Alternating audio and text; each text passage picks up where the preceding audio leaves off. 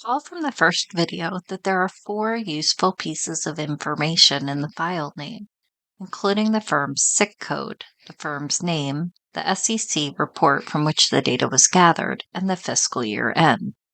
As you can see, each of these pieces of information are separated by a delimiter, the underscore.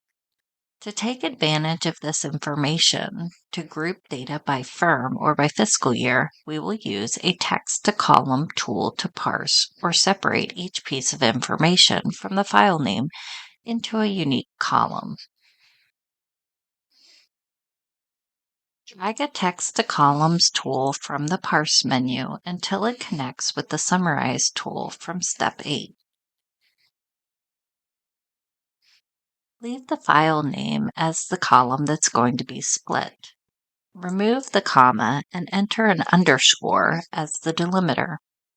Leave the radio button for split to column selected and increase the number of columns to 4. Leave the remaining default options. Annotate this tool with Step 9. Then save and run your workflow. Good job. You can click on the output anchor from the Text to Columns tool.